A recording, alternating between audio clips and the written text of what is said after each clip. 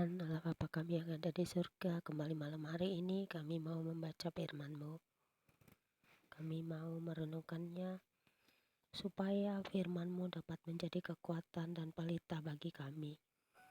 Biar firman-Mu selalu menerangi setiap langkah kami Tuhan, dan kami mengerti dan memahaminya. Terpujilah Engkau Bapa di surga, di dalam nama Yesus Kristus Tuhan dan Juru Selamat kami. Biar Roh Kudus-Mu selalu mengurapi kami dengan firman-Mu. Haleluya, amin. Pembacaan firman Tuhan malam hari ini terambil dari kitab Injil Yohanes pasal 12 ayat 1 hingga dengan ayat yang ke-50. Dan Injil Yohanes pasal 12 ayat 1 hingga dengan ayat yang ke-8 dengan perikop Yesus diurapi di Betania. Terdapat juga di kitab Injil Matius 26 ayat 6 sampai 13 dan kitab Markus 14 ayat 3 sampai 9 yang berbunyi demikian. 6 hari sebelum Paskah, Yesus datang ke Betania, tempat tinggal Lazarus yang dibangkitkan Yesus dari antara orang mati.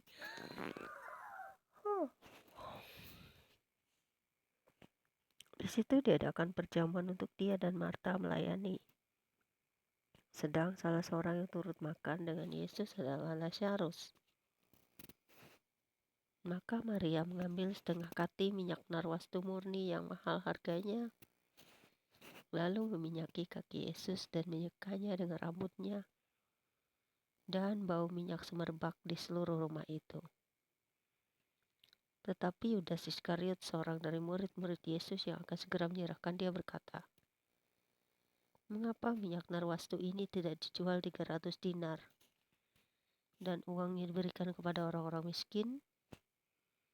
Hal itu dikatakannya bukan karena ia mempertahankan nasib orang-orang miskin, melainkan karena ia adalah seorang pencuri. Ia sering mengambil uang disimpan dalam kas yang dipegangnya. Maka kata Yesus, "Biarkanlah dia melakukan hal ini mengingat hari penguburanku. Karena orang-orang miskin selalu ada pada kamu, tetapi aku tidak akan selalu ada pada kamu." Kemudian Injil Yohanes 12 ayat 9 hingga dengan ayat yang ke-11 dengan perikop baru. Persepakatan untuk membunuh Lazarus yang berbunyi demikian. Sejumlah besar orang Yahudi mendengar bahwa Yesus ada di sana, dan mereka datang bukan hanya karena Yesus, melainkan juga untuk melihat Lazarus yang telah dibangkitkannya dari antara orang mati. Lalu imam-imam kepala bermufakat untuk membunuh Lazarus juga, sebab karena dia banyak orang Yahudi meninggalkan mereka dan percaya pada Yesus. Iri ini orang Yahudi ini.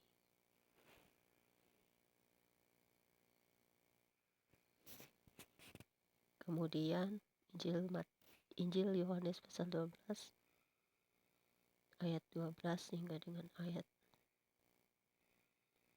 yang ke-19 dengan perikop baru.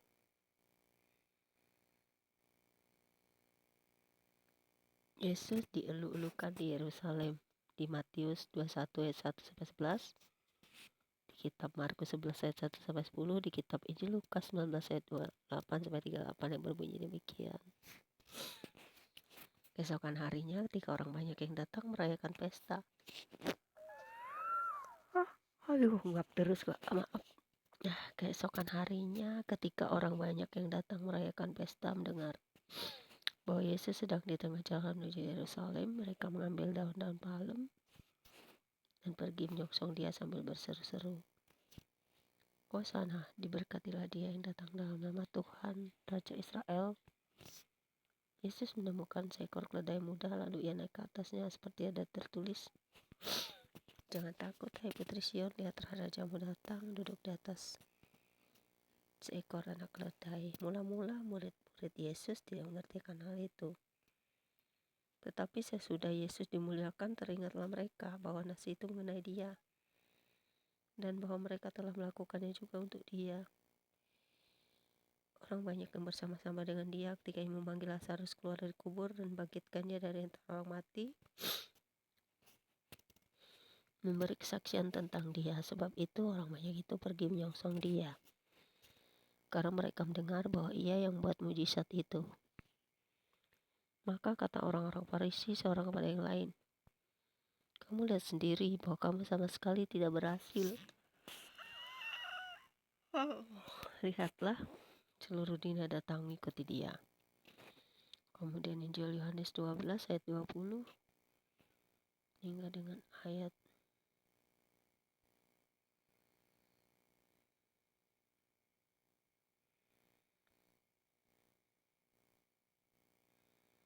yang ke-36 dengan perikop baru. Yesus memberitahukan kematiannya yang berbunyi demikian. Yesus memberitakan kematiannya. Di antara mereka yang berangkat untuk beribadah pada hari raya itu terdapat beberapa orang Yunani. Orang-orang itu pergi kepada Filipus yang berasal dari Betsaida di Galilea lalu berkata kepadanya, "Tuan, kami ingin bertemu dengan Yesus." Filipus pergi memberitahukannya kepada Andreas. Andreas dan Filipus menyampaikannya pula kepada Yesus.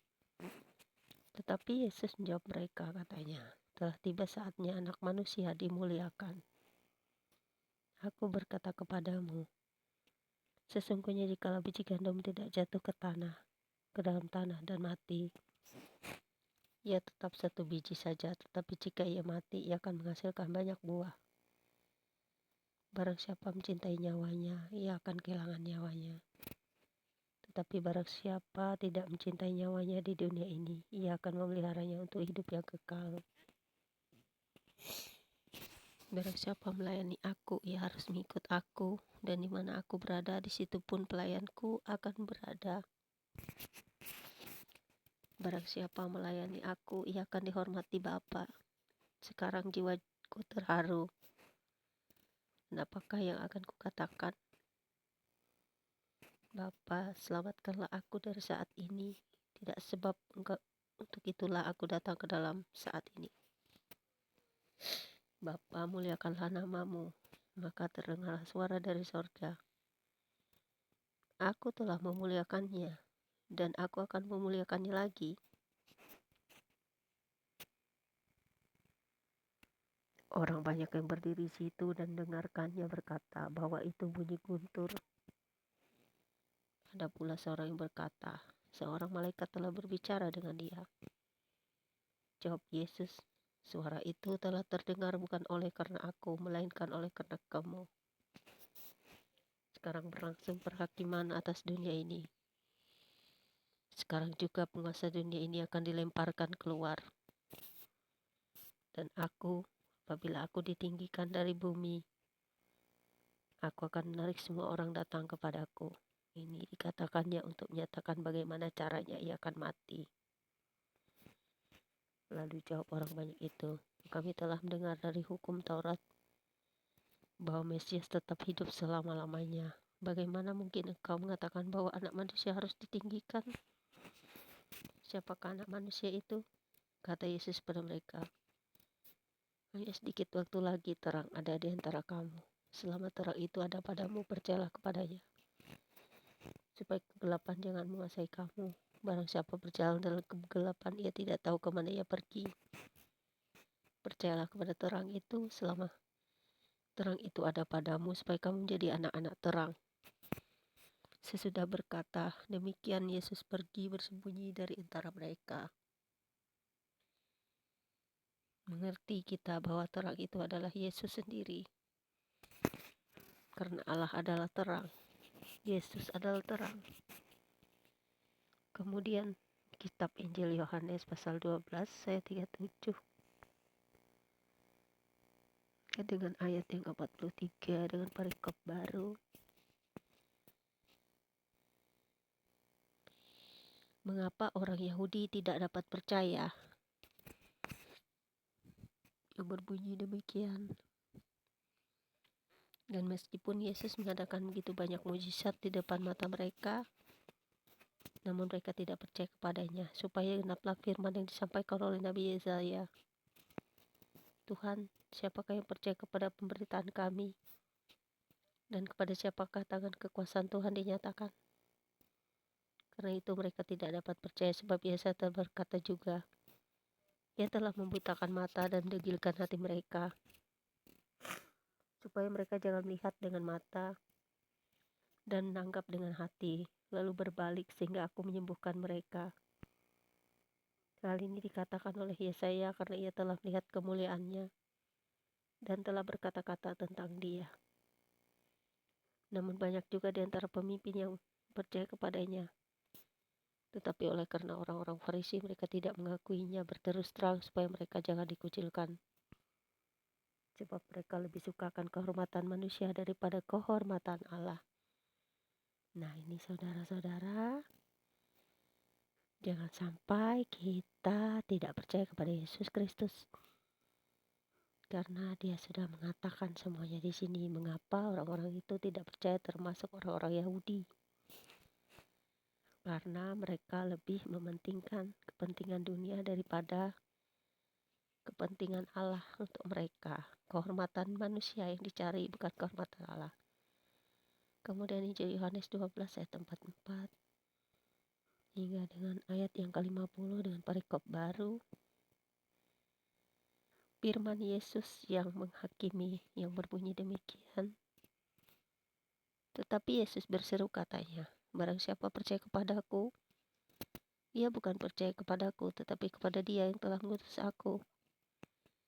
Dan barang siapa melihat aku, ia sudah melihat dia yang telah mengutus aku. Aku telah datang ke dalam dunia sebagai terang, supaya setiap orang yang percaya kepadaku jangan tinggal di dalam kegelapan. Dan jikalau seorang mendengar perkataanku tetapi tidak melakukannya, aku tidak menjadi hakimnya. Sebab aku datang bukan untuk menghakimi dunia, melainkan untuk menyelamatkannya. Barang siapa menolak aku dan tidak menerima perkataanku, ya sudah ada hakimnya, yaitu firman yang telah kukatakan. Itulah yang akan menjadi hakimnya pada akhir zaman. Sebab aku berkata-kata bukan dari diriku sendiri, tetapi Bapa yang mengutus aku. Dialah yang memerintahkan aku untuk mengatakan apa yang harus aku katakan dan aku sampaikan. Dan aku tahu bahwa perintahnya itu adalah hidup yang kekal. Jadi apa yang aku katakan, aku menyampaikannya sebagaimana yang difirmankan oleh Bapa kepadaku. Jadi Yesus dan Bapa itu tidak bisa dipisahkan, saudara. Kalau hanya percaya kepada Bapa, tidak percaya kepada Yesus, nggak bisa, saudara.